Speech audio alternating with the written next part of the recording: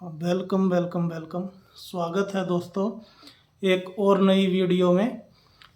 इस वीडियो में हम एक बहुत ही संवेदनशील मुद्दे पर बात करेंगे कि वेजिटेरियन और नॉन वेजिटेरियन फूड की जो डिबेट हमेशा छिड़ी रहती है कि आपके लिए कौन सा खाना बेहतर है और मांसाहार के जो खाना है उसके क्या क्या दुष्परिणाम हो सकते हैं एक इंडिविजुअल की लाइफ पे, और अगर ब्रॉड पर्सपेक्टिव में देखें तो पूरी अर्थ पे और पूरे समाज पे क्या दुष्प्रभाव हो सकते हैं वो हम देखेंगे, और कैसे ये आपको भी नुकसान पहुंचाता है वो चीज़ भी जानने को मिलेगी।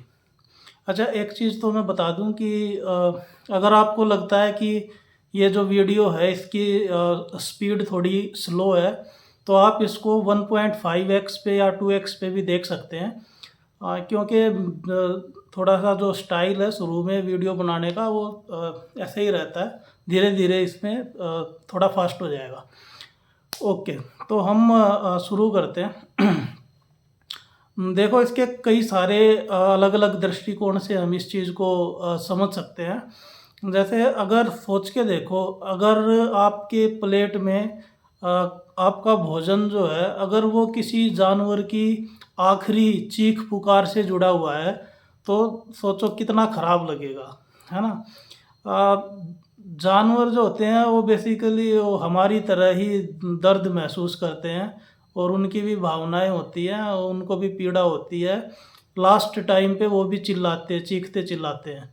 लेकिन क्योंकि पैकेज मीट जो है वो हमारे घर पे आजकल तो डिलीवर हो जाता है, ऑनलाइन फूड डिलीवरी ऐप्स हो गई और वो सब अच्छे से पैक करके देते हैं, तो ज़्यादातर बच्चों को और उनको तो नए बच्चों को पता ही नहीं चलता कि बेसिकली इसके पीछे जो क्रुएलिटी है ये आता कैसे है, वास्तविक प्रोसेस क्या है। अगर उनको पता चल जाए ना तो भाई मैक्सिमम जो लोग हैं वो नहीं खा पाएंगे।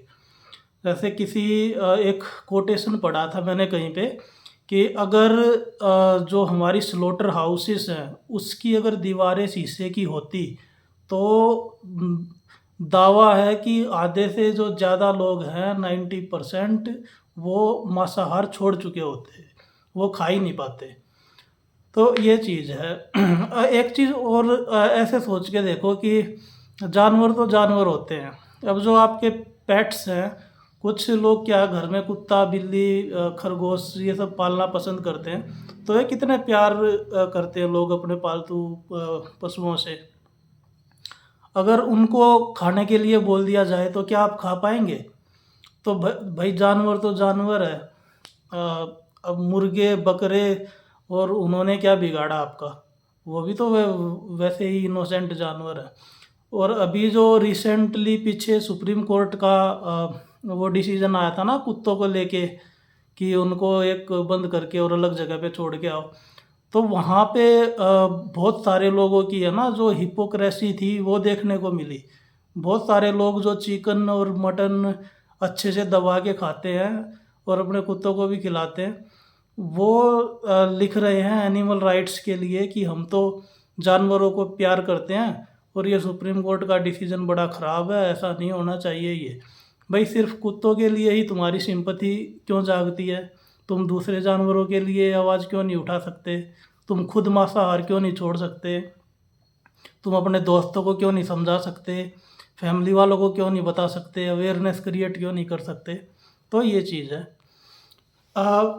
एक चीज़ इसमें हमें ये समझनी पड़ेगी कि मांसाहार और जो डेयरी है ये दोनों इंडस्ट्री एक दूसरे से इंटर रिलेटेड है ना। तो एक होता है शाकाहार वेजिटेरियन और दूसरा है वीगनिज्म वीगन। तो वीगन जो फिलॉसफी है बेसिकली वो ये बताती है, वो उसका जो सेंटर पॉइंट है वो ये है कि हम अपनी किसी भी नीड्स के लिए जानवरों को परेशान ना करें। मतलब जानवरों से जो आने वाले प्रोडक्ट्स हैं एनिमल प्रोडक्ट्स उनको एक्सप्लॉइट ना करें उसके लिए।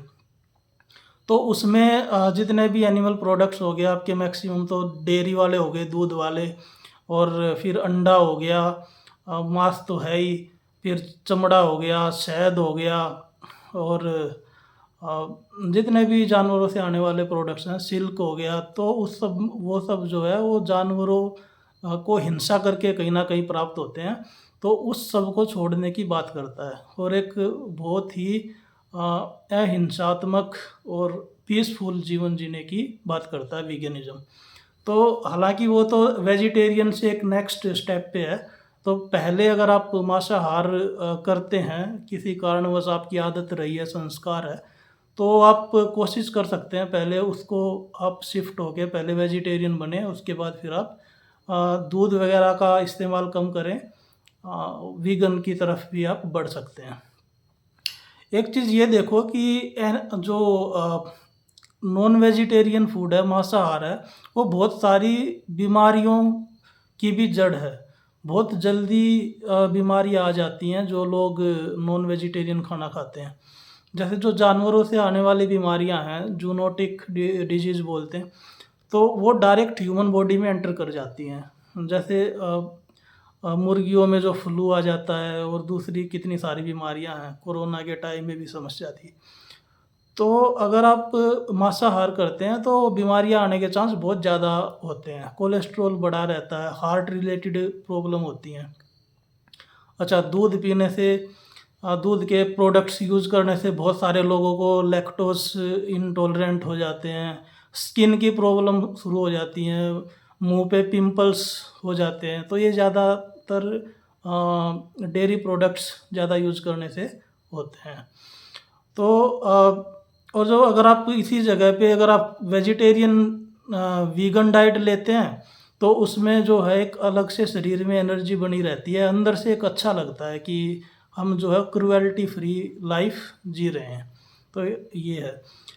अच्छा, एक पॉइंट फिर इसके बाद आता है एनवायरनमेंट के पॉइंट ऑफ व्यू से अगर हम देखें, तो एक रिसर्च में मैंने अभी पढ़ा था कि 1 किलोग्राम मीट को प्रोड्यूस करने में आपको 15,000 लीटर वाटर की आवश्यकता होती है। सोचो, इतने लार्ज स्केल पे पानी की जो ज़रूरत है वो उसमें लगता है। और फिर एनिमल फार्मिंग के लिए और उसके लिए जंगल काटे जा रहे हैं इतने लार्ज स्केल पे। तो जो एनिमल कंजम्पशन है, मीट का कंजम्पशन, उससे जो रिसोर्सेज हैं बड़ी ज़्यादा रेट पे डिस्ट्रक्ट हो रहे हैं। और उसी अगर फूड को हम वेजिटेरियन फॉर्म में कंज्यूम करें तो उससे कई गुना पॉपुलेशन की ज़रूरतों को पूरा किया जा सकता है। तो आप देखो, एक तरफ तो ऐसे ऐसे देश हैं, खासकर वेस्टर्न जो कंट्रीज़ हैं, और आजकल तो इंडिया में भी 80%, 70-80% पॉपुलेशन नॉन वेजिटेरियन होती जा रही है। तो वहाँ पे इतने हैवी मीट कंजम्पशन है और दूसरी तरफ जो पिछड़े हुए देश हैं वहाँ पे उनको वेजिटेरियन खाना भी नहीं मिल पा रहा है। तो कितनी ज़्यादा इनइक्वालिटी है इस वजह से। तो आप ये चीज़ देख सकते हैं इसमें। और इसमें क्या पॉइंट आता है कि जैसे दूध का जो डेयरी इंडस्ट्री है उसमें बड़ी वो क्रुएल्टी से भरी हुई है। बार-बार उसमें गायों को कृत्रिम गर्भाधान कराते हैं, आर्टिफिशियल इंसेमिनेशन के थ्रू उनको प्रेग्नेंट करते हैं, फिर उनके बछड़ों के साथ हिंसा होती है, उनका दूध छुड़वा दिया जाता है।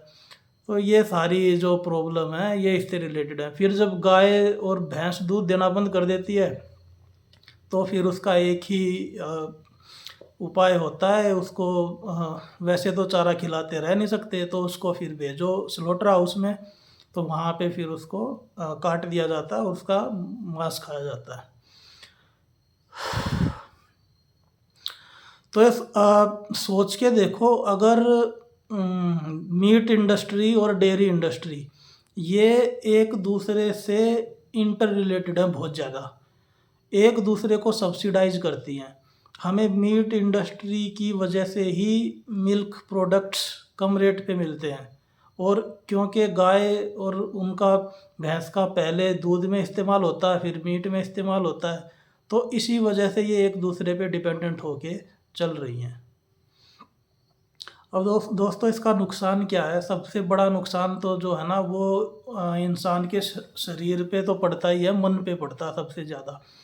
आपके जो कोमल भावनाएँ होती हैं आपके अंदर, वो कहीं न कहीं ये मीट कंज़म्पशन से ख़त्म हो जाती हैं। आपके जो मन के जो कोमल तंतु हैं, जिनकी बहुत ज़्यादा ज़रूरत है अगर आप स्पिरिचुअल एडवांसमेंट भी चाहते हैं और एक कोमल हृदय जिस मनुष्य का होगा, तो अगर वो इतनी हिंसा करेगा अपनी लाइफ में, तो फिर वो कठोर होता जाएगा धीरे-धीरे और ये चीज़ें ख़त्म हो जाती हैं। अब इंसान ऐसा नहीं है कि वो सिर्फ़ खाने में ही हिंसा करेगा, फिर वो अपने बच्चों के साथ भी हिंसा करेगा, फिर वो अपने आस-पास जो दूसरे लोग हैं उनकी तरफ भी वॉयलेंस का एटीट्यूड रखेगा। तो ये जो है वो कॉमन हो जाती हैं फिर उसकी लाइफ में। तो इसलिए ये कुछ-कुछ पॉइंट्स मैंने कवर किए हैं और ऐसे ही आप देखिए पोल्ट्री में देखें तो वहाँ पे भी बड़ा खतरनाक अ, जानवरों का मिसयूज़ होता है और क्रुएल्टी से भरा हुआ है।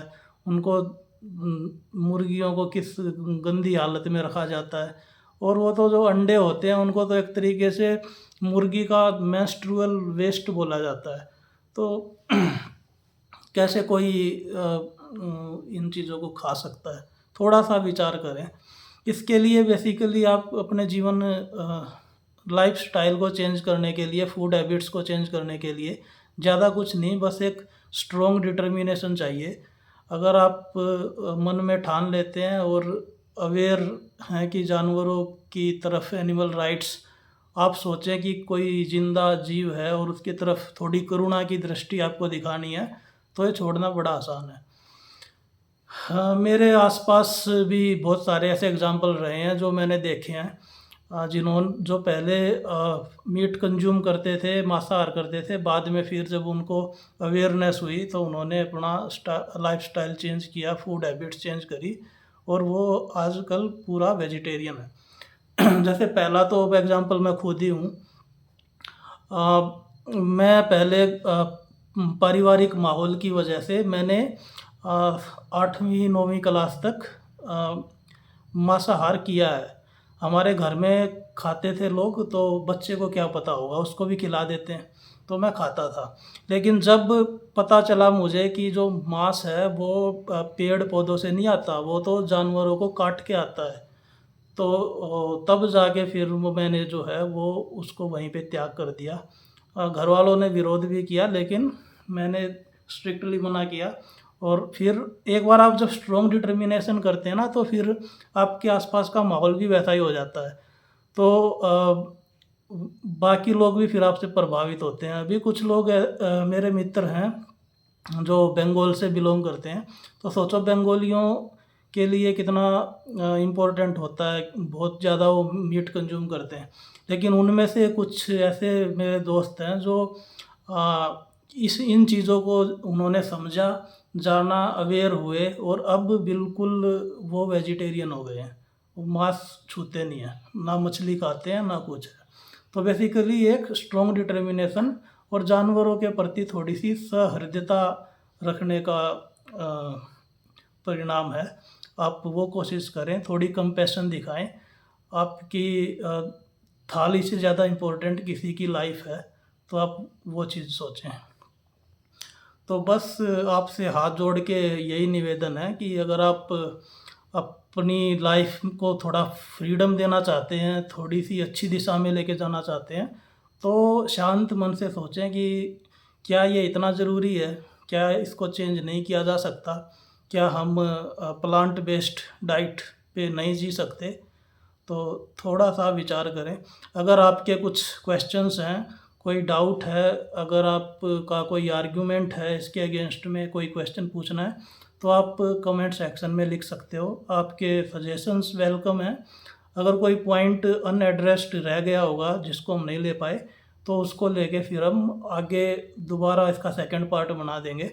तो आप अपने सजेशंस दे सकते हैं और मिलते हैं फिर जल्दी ही अगली वीडियो में। तब तक के लिए जय हिंद।